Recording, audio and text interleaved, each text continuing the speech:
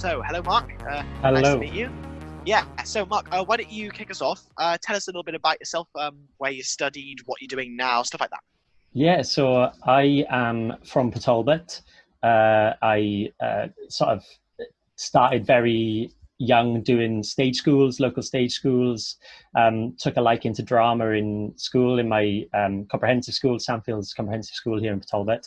And then I sort of got to 15, 16 GCSEs, and I was like, oh, do I want to have a go at this as a career? And I met so many people who always said, "Oh, see, if I had the chance, I could have done that."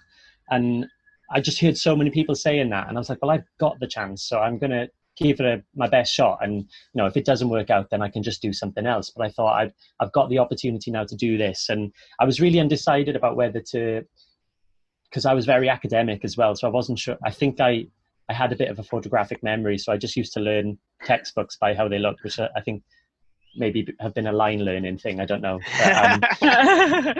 Yeah, so I wasn't sure whether to go down the sort of A level or B Tech route. But a lot of my friends above me who had been to stage schools with, they went to Goss Island College, which is now Gower College. And I did the B Tech 2-year performing arts course there.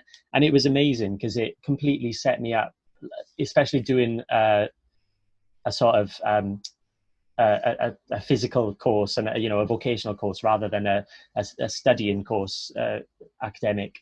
It was so good because it really set me up for what a drama school training would be like. Because you're working as teams, you're working in groups, you're sort of getting up and doing a lot of things rather than sitting down discussing it. And then by the time you get to do it and be physical with it, you've lost all context of what it was about because you've just studied it so much in detail, sitting down and sort of not really getting it up on his feet. So I did that 2-year course, and it completely set me up then to audition for drama colleges and what would be expected of me in that sort of training. And luckily I got into arts educational schools, London, in Chiswick, and I did the 3-year musical theatre degree course there. And it was amazing because everything I'd learned from my BTEC was sort of what I was going to be doing for 3 years anyway. So, my course was from 8 a.m. to sort of 7 p.m., 8 p.m. So it was a full-on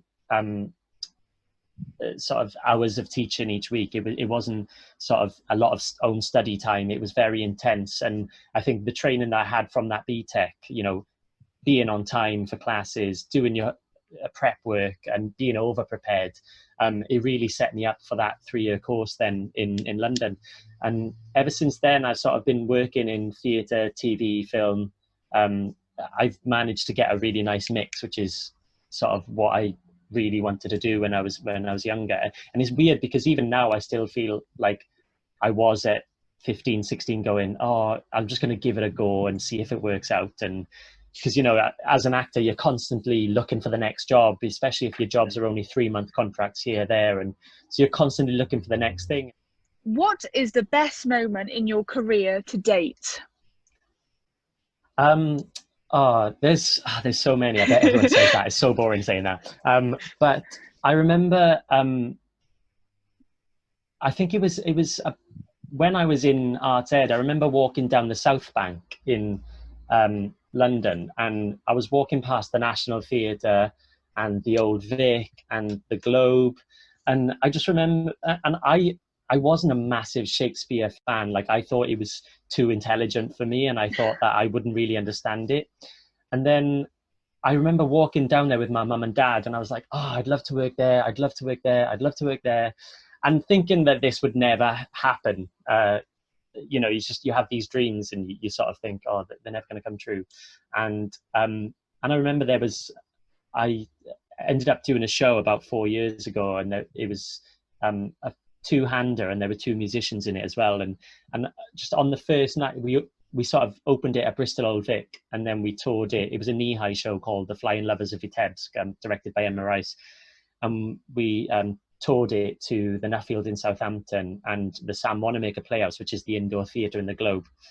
And I just remember on the first night that we opened at the Globe, we opened and I went back to the dressing room. I just burst into tears, and I couldn't really describe what it was. And I just had a thought back to that conversation I had with my mum and dad walking past the theatre going, I'd really love to work there. And it was so weird. Like I wasn't really a cry person, but I broke down. One of the guys and the musicians, he said to me, he's like, are you okay? I was like, yeah. I was like, I just never thought I'd work here. I was like, this That's is amazing. And in 2018, I played Seymour in Little Shop of Horrors at the Regent's Park Open Air Theatre. And then in the following year, I got nominated for an Olivier Award for Best Actor in a Musical for it. Oh, wow. And that was a massive moment because, you know, you see people on telly getting nominated for BAFTAs and Oliviers and things, and I never thought that I would, and I wasn't expecting it. And I was in rehearsals for a play, and my phone just started vibrating loads, and like loads of messages were coming through, and then I found out on Twitter that I'd been tagged in this nomination, and it was amazing. And wow. Yeah, so that was another career highlight. We've got Viv Buckley, and said she was lucky enough to teach you when you were doing your BTEC, and you're going to be far too modest to talk about how hard you worked. And you still work really hard, and you made the bold choice to choose vocational training. Why would you say it was a bold choice? Maybe because it's more of a risk, I'm guessing. I guess so, yeah. And you know, it was sort of, vocational courses were sort of an unknown, really, because especially to like my family and stuff. And you know, my sister took the A-level route, so I guess my parents were always a bit like, well, why don't you just do A-levels? And yeah, I think you think of them as a backup, do you know what I mean? And like, I guess as a parent, you would sort of go, well, what is the best course to do for your future, and to, you know, for you to do the best that you can. And because I was quite educational, it did take me a while to get used to being a bit more hands-on and not sort of asking the questions, well, why don't we just write it down first and then maybe try it on his feet? Yeah, so I think it was quite a bold thing, and in the end, I just sort of, I was very lucky that I'd had a few friends above me who had done the BTEC course at Gosainen, and I think I just sort of said to my parents, I was like, well, look at them, they did it, and they're doing really well. And I think it was, and you know, on looking back at it, I'm so glad I did that, because I learned so many life lessons as well, not just like I was quite outgoing, but I would never have been that confident in sort of group situations, and especially with people who I didn't know, because up until 16 you're sort of at school with all your mates who have been there all your life, and suddenly you're meeting people. And because I travelled out of Port Talbot to go to Gosainen for college rather than just go into the closest college, I sort of hadn't known a lot of those people before, and it was, yeah, I loved it. That someone's asked, how do you prepare yourself for an audition panel interview?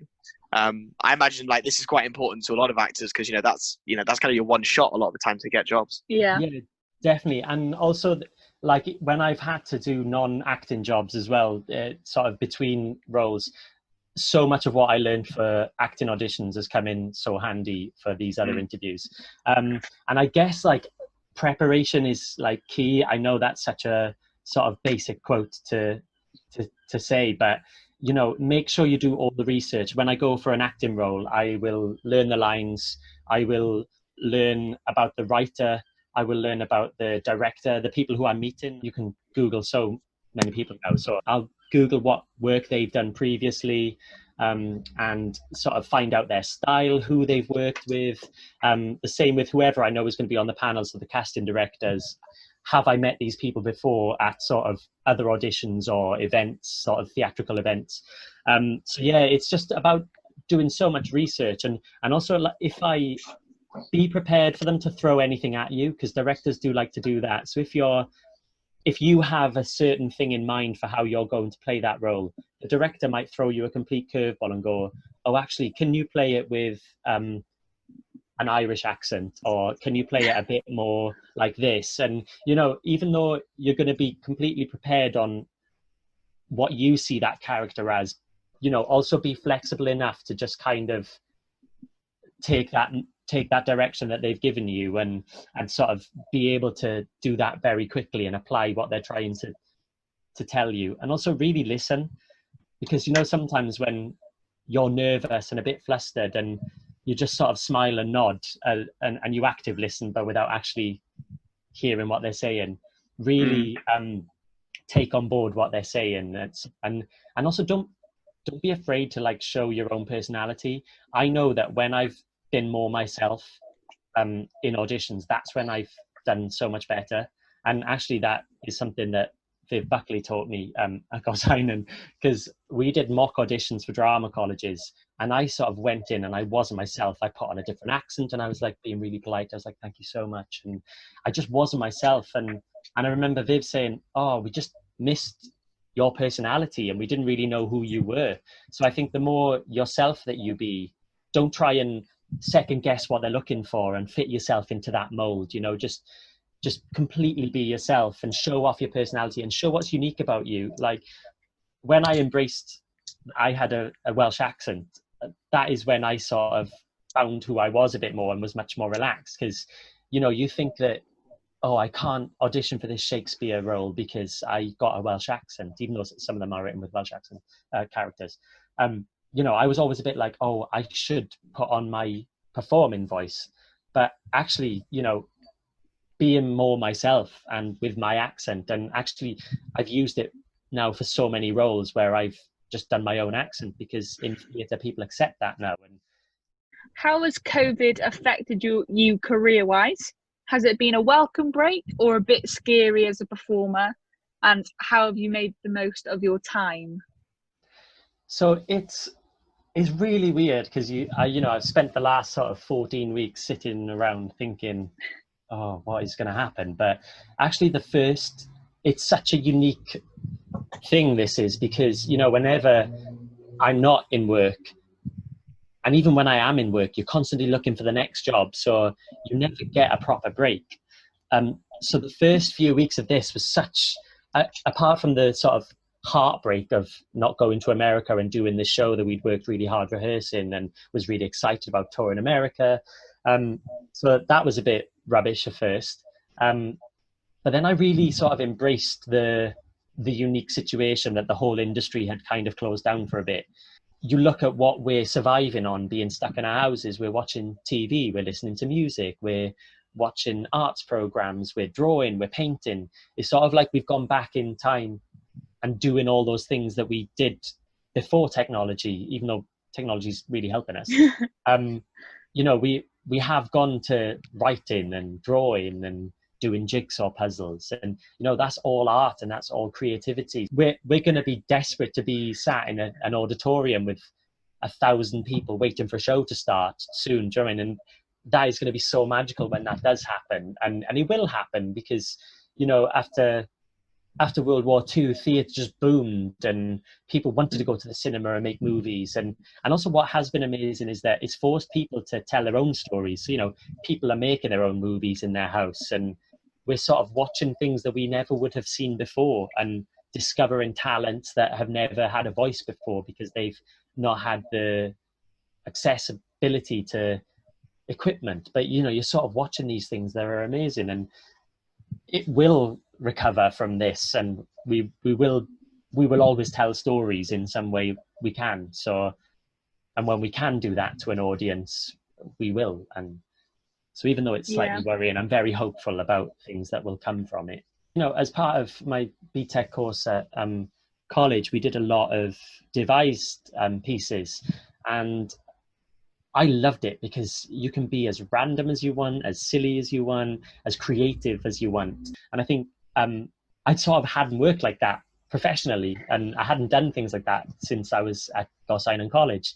So it was amazing then when I first worked for Knee High and Emma Rice and Wise Children, her company, to go back to that sort of way of storytelling in theatre. How do we make a bouquet of flowers? Well, we can use paintbrushes or things like that. Do you know what I mean? And it was amazing because it opened up my eyes to a different